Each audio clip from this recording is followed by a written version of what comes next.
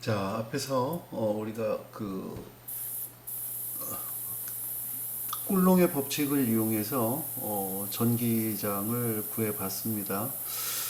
자, 이제 이 꿀롱의 법칙 말고 가우스 법칙으로 전기장을 구해보도록 하겠습니다.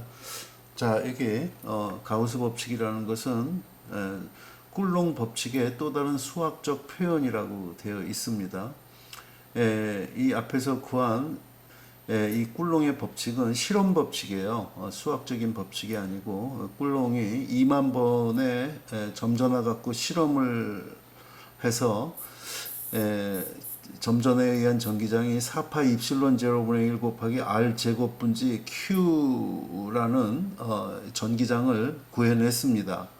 거리 제곱에 역비례한다는 걸. 근데 가우스는 그 실험을 하지 않고 수학적으로 그 꿀롱의 법칙이 옳다는 것을 순식간에 입증을 해버렸습니다. 그래서 특히 연속적인 전화 분포를 가지고 있는 경우에는 이 꿀롱의 법칙으로는 굉장히 힘듭니다. 시간이 많이 걸리고 어렵습니다. 근데 이런 연속적인 전화 분포를 가지고 있는 경우에 가우스 법칙을 이용하면은 아주 간단하게 우리가 전기장을 구할 수가 있습니다. 그래서 여기 보면은 꿀롱의 법칙은 대부분의 경우에 전기장을 구할 때 비실용적이라고 써져 있습니다. 반면에 가우스 법칙은 특히 연속적인 전화 분포를 가지면서 그 전화 분포가 대칭성을 갖고 있는 경우에는 아주 우리가 편리하고 재빠르게 이 전기장 값을 구할 수가 있어요. 매우 쉽습니다. 자, 그 다음에 이제 그 전위라는 게 있습니다. 이 전기장을 구하면은 이 전위를 또 구할 수가 있어요. 전기장을 알면 전위를 구할 수가 있고, 전위를 구하면은 전기 위치 에너지도 알아낼 수가 있어요. 그래서 우리 고전 물리학에서 가속도를 알면은 나머지 물리량을 다 구할 수 있는 것처럼 이 전자기학에서도 전기장과 자기장을 알게 되면은 나머지 물리량을 아주 쉽게 구할 수가 있기 때문에 전기장과 자기장 구하는 게 매우 중요한 겁니다. 그래서 자, 이 전기장이라는 것은 벡터라고 그랬었어요. 그래서 크기와 방향을 갖는다고 했는데 이 전위라는 것은 또는 전기 포텐셜이라고도 부릅니다. 이 전위라는 것은 스칼라량이에요. 자, 전위가 뭐냐면은 우리 그 전기장이라는 게 단위 전하당 작용하는 전기력을 전기장이라고 했었잖아요. 전위는 단위 전하당 갖는 전기 위치의 에너지입니다. 단위 전하가 플러스 1쿨롱이라고 했었죠. 플러스 1쿨롱당 전기 위치 에너지가 몇 줄만큼 있느냐. 그 값이 전위가 되겠습니다. 전위의 단위는 볼트입니다. 볼트. 여러분들 그 1.5볼트짜리 배터리 사게 되면은 거기에 1.5 볼트라고 써져 있죠. 바로 전위의 단위가 볼트입니다. 전기 포텐셜이라고 하기도 하고 전위를 일렉트릭 포텐셜이라고 부르기도 합니다. 같은 의미입니다.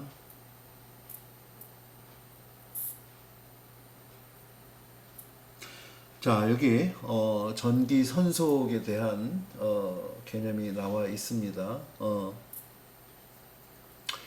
자, 여기 어떤 면이 있습니다. 왼쪽에서 오른쪽으로 이 전기장이 이렇게 가해지고 전기장 앞에 제 손바닥이라는 면이 있습니다. 이 면이 수직으로 서 있을 때, 30도로 서 있을 때, 45도로 서 있을 때, 90도로 있을 때 내 손바닥이라는 면을 통과하는 전기 선속의 양은 다를 겁니다.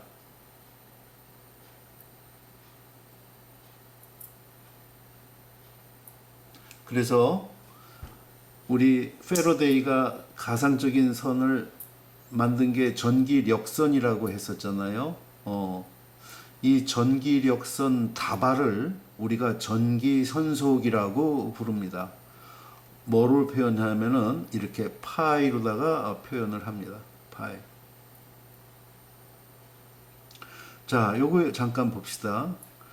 여기에 물이 흘러가고 있습니다.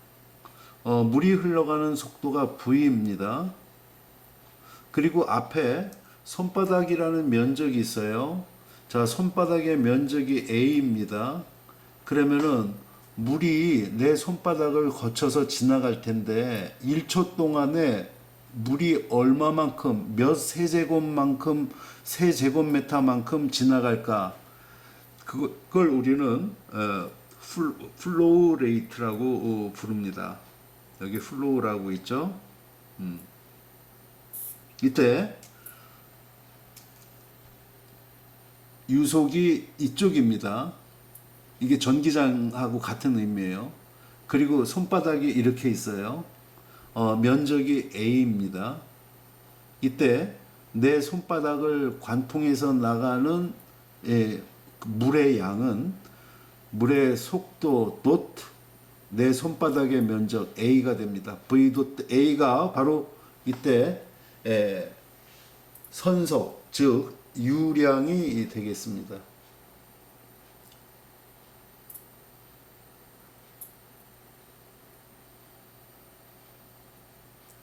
그래서 자, 내 손바닥을 통과하는 유량이라는 것은 인테그랄 V 도트 dA가 됩니다. dA를 다 합치면 뭐가 되죠? A가 되겠죠.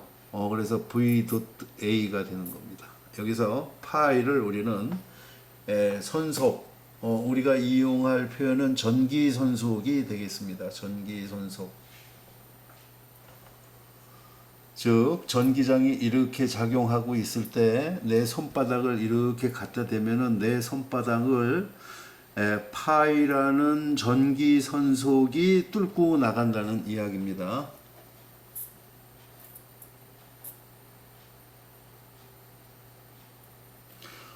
내 손바닥이 이렇게 되어 있으면은 내 손바닥을 뚫고 나가는 면적은 제로가 되겠죠. 전기선속은 제로가 될 겁니다.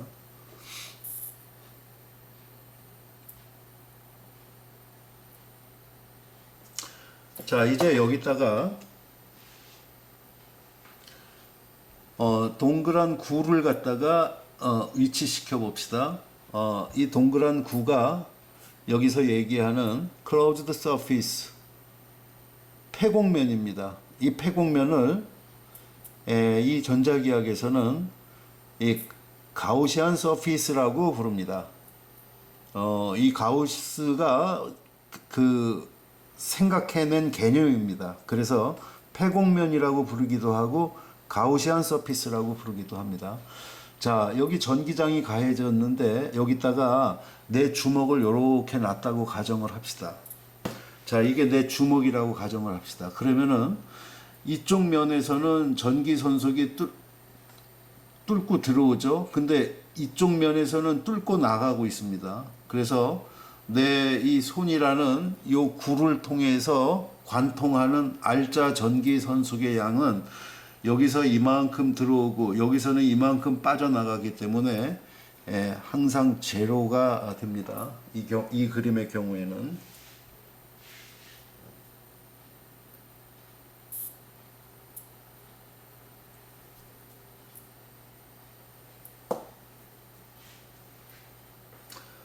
자, 여기에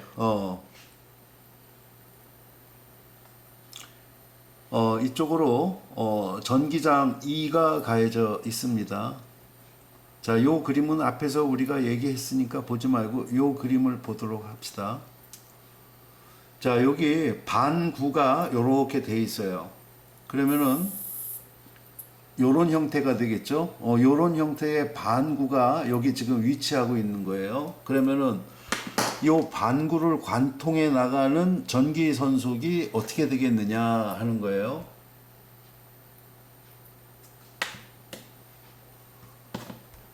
즉, 요 반구의 단면적은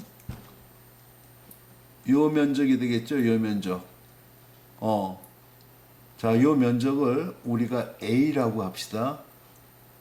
그러면은 요 면적을 통과하는 전기선소 파이 값은 E 노트 A가 됩니다.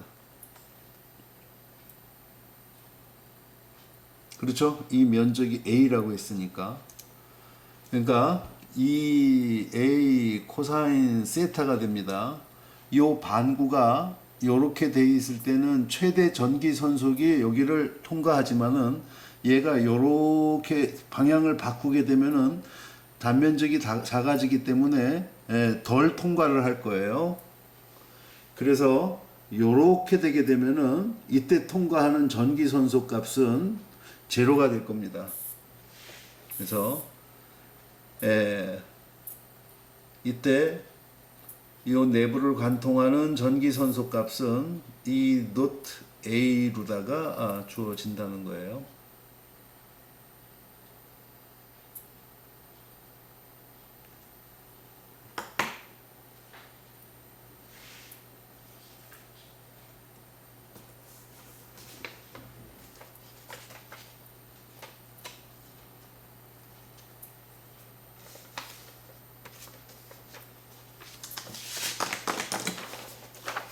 이쪽에서 이쪽으로 전기장이 가해지고 있는데 이게 A라는 면적입니다. 이렇게 있을 때는 이 A라는 면적을 통과하는 전기 선속이 하나도 없죠. 이렇게 돼 있으면 조금 증가하겠죠. 이렇게 돼 있으면 더 증가하고, 이렇게 돼 있을 때 최대 전기 선속이 통과하겠죠. 그거를 보여주는 겁니다. 이 도트 A는.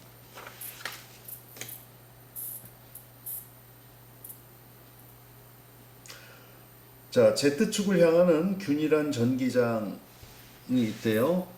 여기 유니트 벡터가 Z축을 향하는 단위 벡터라고 했었죠. 그래서 이 전기장은 크기가 E0고 방향은 G축을 향한, Z축을 향한다는 것을 유니트 벡터로 보여주고 있습니다. 자, 어떤 면 S가 이 면적이 A래요. 면적이 A인 어떤 면이 XY 평면에 놓여 있대요. 그러니까 이게 Z축이라고 하면은 하늘로 향하는 방향이, 전기장이 하늘로 향하고 있다는 거예요. 그리고 여기는 XY 평면입니다. 그러면은 이렇게 놓여 있다는 거예요. 이 면적이 A라는 거예요. 그러면은 전기선속이 위쪽으로다가 관통을 하니까 여기를 통과하는 전기선속은 최대값이 될 겁니다. 그래서 이 노트 A, 이때 E와 A의 사이 값은 같은 방향이니까 0도가 되죠. 그래서 E 코사인 0도 A, 코사인 0도는 1이 되죠. 그래서 E0 A가 된다는 것을 알 수가 있습니다. 그래서 여기 보면은 결과값으로 E는 E0 K 도트, A는 A K 도트 유니트 벡터, 그래서 E 도트 A 해주게 되면 K 도트 K는 1이 되죠. 이래서 우리가 이 벡터에 대한 개념을 확실히 알아야 된다는 거예요. 벡터 개념을 모르면은 이 부분을 우리가 이해하기가 매우 어렵습니다. 간단하지만은 우리가 벡터 개념을 알아야만 됩니다.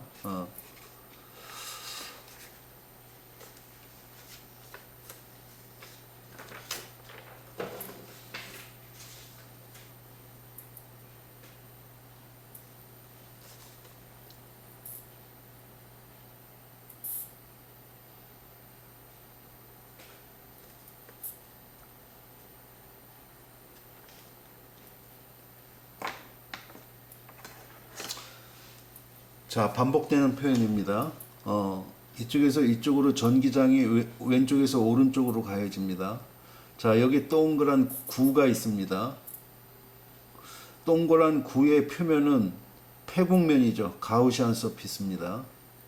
이 가우시안 서피스를 통과하는 전기 선속은 얼마가 되느냐? 제로죠. 이쪽 면에서는 들어오고 이쪽 면으로는 빠져나가니까 합하면은 제로가 됩니다. 그래서 인테그랄 E.DA는 제로가 돼가서 나가는 전기력선의 수와 폐곡면을 뚫고 들어오는 전기력선의 수가 같다는 것을 보여주고 있습니다.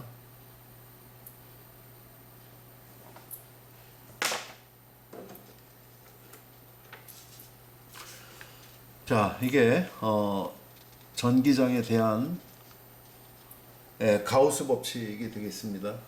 맥스웰 방정식의 4개 중에서 제일 중요한 것이 전기장에 대한 가우스 법칙이 되겠습니다. 자기장보다도 전기장이 훨씬 중요합니다. 왜냐하면 전기장에 나왔던 내용들이 아주 유사하게 자기장에서도 반복이 됩니다.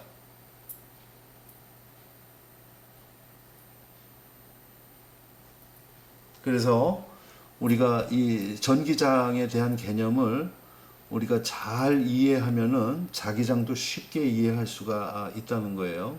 자, 이게 전기장에 대한 가우스 법칙입니다.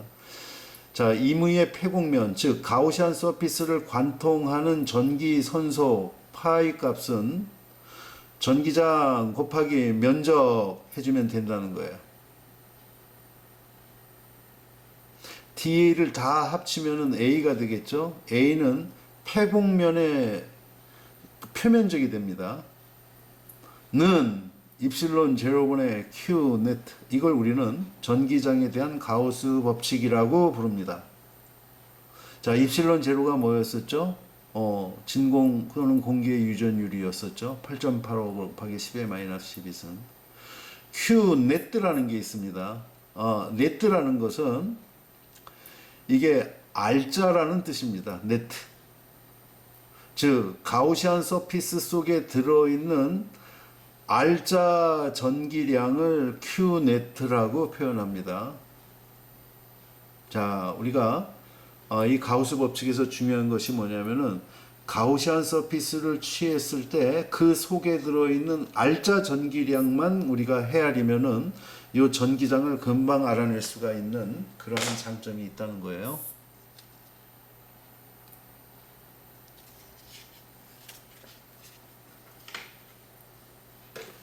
결국 자 임의의 폐곡면을 관통하는 전기 선속은 입실론 제로분지 Q, 여기 있죠. 폐곡면 가우시안 서피스 속에 들어있는 알자 전기량입니다. 이게 Q예요.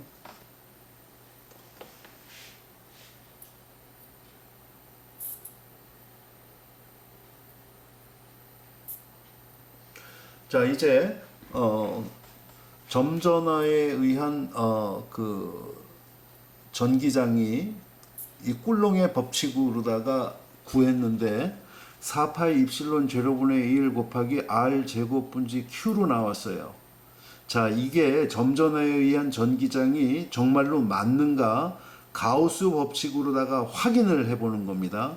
만약에 값이 똑같이 나오면은 가우스 법칙으로도 이 값이 나오게 되면은 우리는 가우스 법칙을 믿고 쓸 수가 있다는 거예요. 그래서 그걸 확인해 보겠다는 겁니다. 자, 여기 점전화 Q가 있습니다. 점전화 Q로부터 R만큼 떨어져 있는 지점에서 전기장을 구하는 거예요. 그러면은 점전화가 확대하면은 어떤 형태로 보이죠? 구 형태로 보이죠. 그렇죠? 그래서 우리가 이 전화를 둘러싸고 어떠한 형태의 폐곡면을 취할 수도 있지만은 가급적이면은 그 대전된 전화의 형태와 유사하게 가우시안 서피스를 취하면은 아주 편리하게 계산할 수가 있다는 거예요. 그래서 점을 확대하면은 9가 되기 때문에 가우시안 서피스를 9를 취하면 되겠어요. 이 문제에서는 여기에 점전화 Q가 있습니다. 예로부터 R만큼 떨어진 지점에서 전기장 구하고 싶으면은 반경이 R인 가우시안 서피스 9를 취해주면 됩니다. 그러면 절반이 해결이 되는 거예요. 자, 그렇게 해놓고 이 가우시안 서피스 속에 들어있는 알자 전기량만 우리가 헤아려주면 된다는 거예요. 알자 전기량 얼마입니까? 가우시안 서피스 속에 들어있는 알자 전기량 Q죠. Q만 해주면 돼요.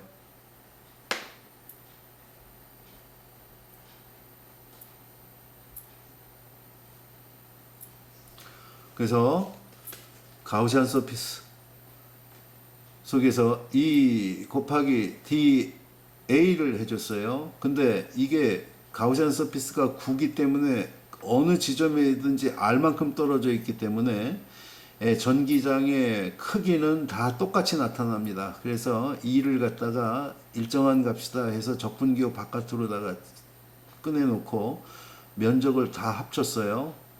반경이 R인 9의 표면적이 DA를 다 합친 값이 되겠죠. 요게 바로 DA입니다. DA를 다 합치면은 9의 표면적이 되겠죠. 9의 표면적은 4파이 R 제곱이 되겠죠. 그래서 E 이꼴 4파이 입실론 제로분의 1 곱하기 R 제곱 분지 Q라는 이런 쿨롱의 법칙을 만족시키기 때문에 우리는 가우스 법칙으로다가 전기장을 구할 수 있다는 것을 보여주는 겁니다.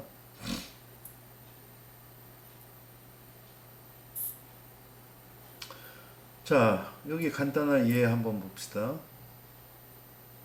지금 여기 정육면체가 있어요. 정육면체가 있는데 이 정육면체 센터에 한 변의 길이가 A래요. 이 정육면체 한 변의 길이가. 이 센터에 점전화 Q가 들어있대요. 이때 한 면만을 관통하는 전기선속은 어떻게 되겠느냐 하는 거예요.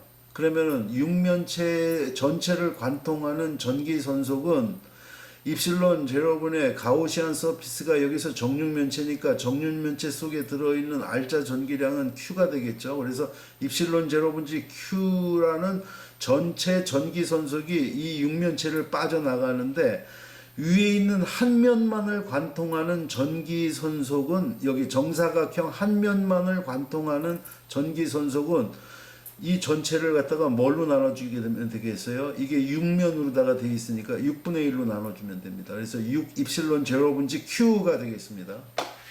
만약에 이 점전화 Q가 정사면체 속에 들어있대요. 정사면체 한 면을 관통하는 전기선속은 얼마일까요? 그러면은 4 입실론 제로분의 Q가 될 겁니다.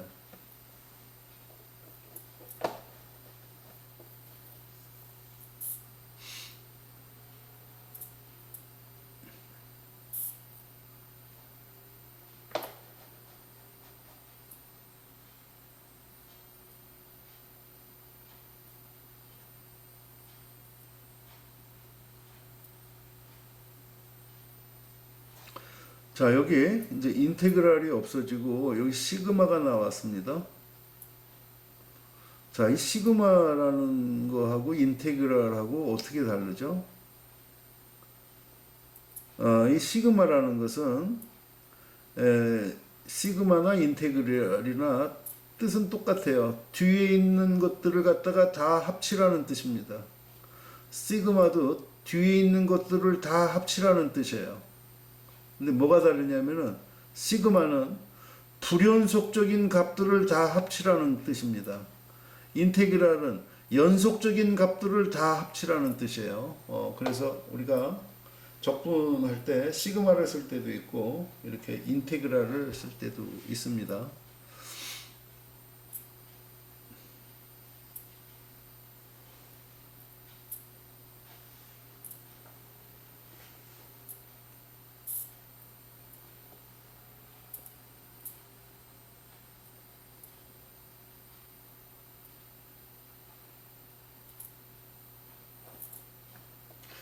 자, 우리가 그 점전화에 대한 그 쿨롱의 법칙을 가우스 법칙으로다가 지금 한번 알아봤는데, 여기 보면은 구전화가 있을 경우에, 면전화가 있을 경우에, 선전화가 있을 때에 전기장은 어떻게 될 것이냐, 이걸 이제 가우스 법칙으로다가 우리가 구하는 겁니다.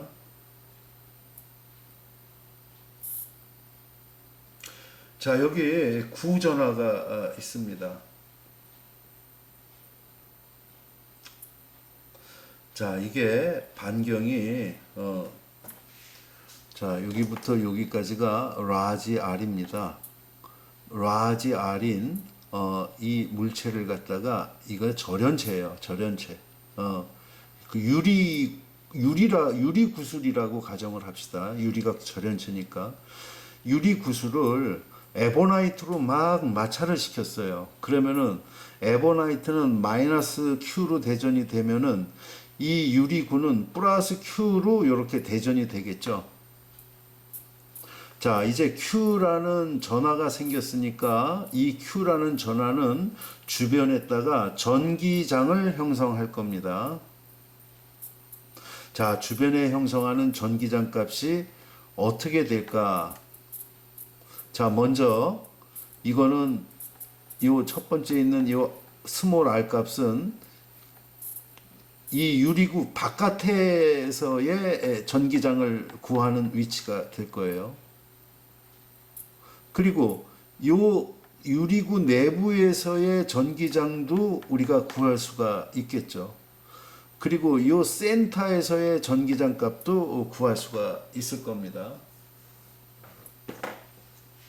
자, 첫 번째. 유리 표면보다 멀리 떨어진 지점에서의 전기장입니다. 그래서 인테그랄 E 도트 dA는 입실론 제로분의 Q 이 식을 그대로 적용해 주면 되겠어요. 그래서 이 지점이나 이 지점이나 이 지점이나 모두 같은 지점에서 이 구형이니까 전기장의 크기는 동일하기 때문에 적분기와 앞으로다가 이렇게 빠져나와 갖고 dA를 미소 면적을 다 적분해 줬습니다. 여기까지가 스몰 r이니까 요 구의 표면적은 4파이 r 제곱이 되겠죠. 그래서 E 이꼴 4파이 입실론 제로분의 1 곱하기 스몰 r 제곱 분지 q가 바로 유리구 바깥에서의 전기장이라는 것을 알 수가 있습니다. 이 값은 잘 보시면은 이 지점에다가 점전화 Q를 만들어 놓았을 때의 전기장하고 똑같은 값이 된다는 것을 알 수가 있습니다. 만약에 이 문제를 쿨롱의 법칙으로 구하려면은 상당히 복잡합니다. 여기도 전하가 있죠. 여기도 전하가 있지. 여기도 전하가 있죠. 이 지점에 형성하는 거리가 다 다르죠. 이 거리를 다 계산해 줘야 돼요. 근데 가우스 법칙은 뭐냐면은 그 점을 갖다가 동그랗게 가우시안 서피스를 취해 놓고 가우시안 서피스 속에 들어있는 알짜 전화만 그냥 우리가 헤아려 주면 된다는 거예요. 그러니까 얼마나 편리한 법칙이라는 것을 알 수가 있다는 거죠. 자, 두 번째. 자, 유리 표면보다 안쪽 있는 요 지점에서의 전기장 구하는 거예요. 근데 이게 절연체라고 그랬었죠. 유리라는 이 절연체라는 녀석은 어떤 성격을 갖고 있냐면은 에보나이트로 막 대전을 시켜서 플러스 Q로 대전이 되면은 이 플러스 Q라는 전체 전기량이 이 유리 구슬이라는 절연체 내에서 1세제곱미터당 균일하게끔 전하 분포가 일어납니다. 즉 균일 전하 분포가 일어나요. 최적당, 단위 최적당. 그래서 여기에 아주 촘촘하고 균일하게 전하가 들어가 있습니다. 그래서 이 지점에다가 가우시안 서피스를 이렇게 취하면은 이 속에 들어있는 알짜 전기량은 바로 이 구의 부피에 비례한다는 것을 알 수가 있어요. 그래서 전체 구의 부피, 유리구의 부피는 3분의 4